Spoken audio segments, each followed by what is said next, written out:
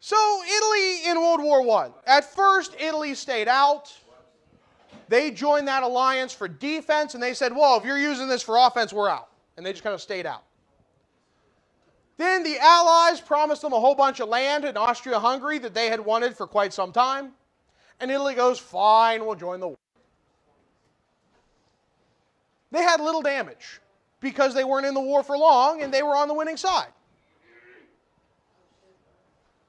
But in the end, they did not get that land they were promised. You might remember Victorio Orlando flipping the table and walking out at Versailles because no one would give him what he wanted, what he was promised. So, Italy is quite angry. Enter our main character, Benito Mussolini. Mussolini, if you could categorize him in one word, would be a bully. A bully. Perhaps the biggest of the bullies. He started his first revolt at age 10 when he rallied a bunch of students to riot about their cafeteria meals in his boarding school. So if you think your cafeteria meals are bad, at least no one started a riot yet about them. By age 11, he stabbed a student. By age 12, he was expelled. At age 18, he became a teacher. Mussolini realized that being a teacher was not for him. Can't imagine why. So he went to newspapers. He became a famous journalist. He started out as a socialist, thinking that this was the answer to fix things. And he was very good at getting people riled up and fired up and ready to go. But he did most of that by making up the stories. So when the war starts, Mussolini goes to fight. He ends up receiving wounds from a grenade explosion and is sent home. He went back to newspapers and he got people fired up by talking about veterans, talking about how people don't realize how bad the war is, how we're not supporting returning vets, all those things that really get people fired up. After the war, Italy is really torn apart by civil war. Unemployment is way high. You had all these people go to the military and then come back going, so what job am I taking? What do we do with all these people who suddenly want jobs? It's at this time that Mussolini changes his tune. He creates the Fascist Party. It is the opposite of the socialists. And he said a quote that he truly believed. I am the one man alive who can bring back the glory of the Roman Empire. He truly believed he could bring back the Roman Empire in Italy today. Well, 1940. Fascism. Fascism is extremely nationalistic. What is nationalism? Your country's the best, right? My country is the best. This is an extreme version of that. It is an authoritarian state, meaning that the government runs everything. And it's usually led by one person, one charismatic leader who has full power.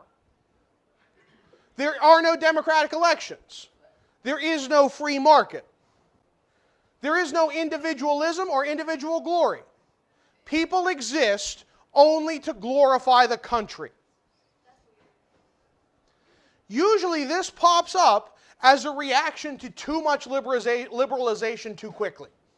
The 20s had all these new freedoms. Women were breaking out and doing new things. The poor were having their shot to break out and do new things. Different races were mixing and people had more rights.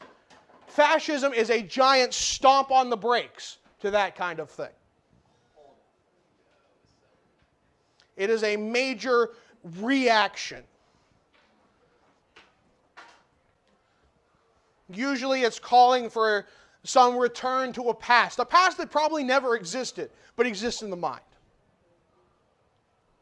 And again, the individual has no value outside of his or her role in pushing the glory of the state. The nation is what matters. This is the typical symbol of fascism. It is a series of sticks bundled together. If you take one stick and you bend it, it'll break. If you take many sticks bundled together and try and bend them, usually you can't. Well, the axe is the weapon that you use to. Now, fascism, this idea of the fasces, of the sticks together that won't break, is not just a new thing here, nor is it just a European thing. On the Lincoln Memorial, on the sides of his chair, are two of these. Because he was holding the states together. That's not a new idea. So, Mussolini and his black shirts, his goons, which were named the black shirts because they wore black shirts, they march on Rome.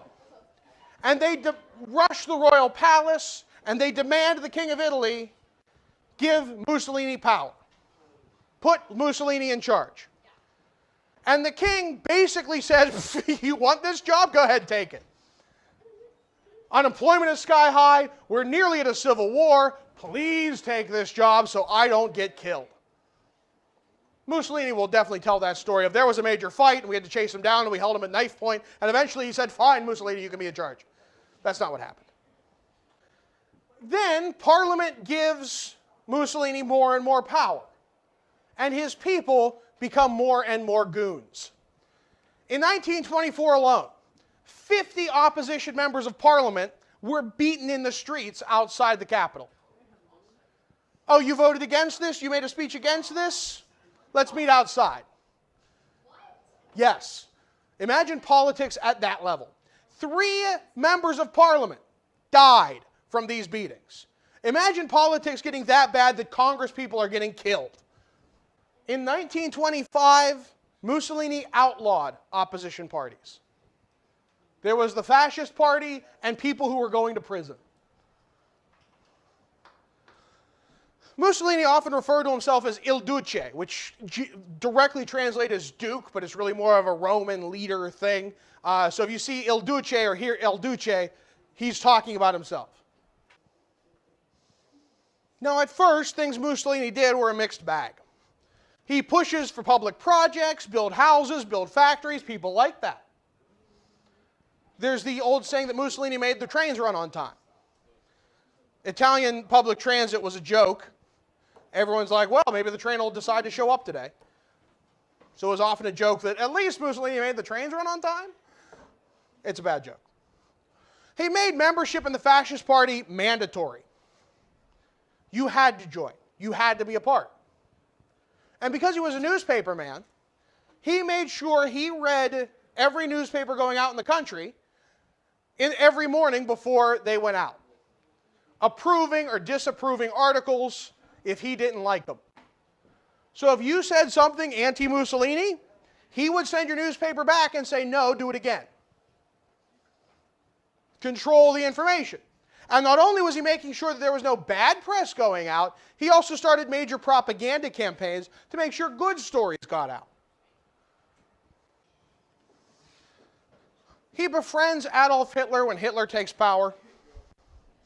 The two in private did not like each other. They often said things behind each other's backs. But in public, they were pushing for a new Roman Empire and a 1,000-year Reich, a German word for empire. This was their goal. And Hitler copied Mussolini a lot. We'll talk about that more next class. Hitler copies Mussolini. Mussolini popped up first. So why doesn't Italy lead in World War II? It's because of this blunder in Ethiopia. Italy wants to return to a new empire, and they want to grow that empire. So Mussolini picks what he thinks is an easy target, Ethiopia. In so doing, they focus on how many Ethiopians can we kill. Because if they kill many of them, everyone's going to listen. Mussolini also uses poison gas. 500,000 Ethiopians die from gas attacks after the world had basically said, let's never use gas attacks again.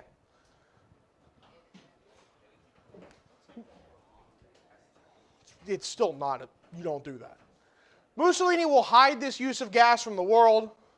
He insists it is the greatest war in colonial history. But the reality is, that Italy's costs were extremely high. It took a lot to conquer Ethiopia. They struggled, and war is expensive. They lost a lot more than they ever expected. Italy's economy would not recover in time for World War II, and so Italy takes a backseat to Germany from here on out. So last thing for Mussolini, let's look at some quotes so you get an idea of who this guy was. You don't need to write these, but I do want you to listen. Democracy is beautiful in theory. In practice, it is a fallacy. You in America will see that someday. He said the press of Italy is free, freer than any other country, so long as it supports the regime. He said that we do not argue with those who disagree with us, we destroy them. The socialists ask, what is our program? Our program is to smash the heads of the socialists. And finally, this is the epitaph I want on my tomb. What's written on his gravestone. That's what he wants. Here lies one of the most intelligent animals who ever appeared on the face of the earth. No. A little bit of an ego.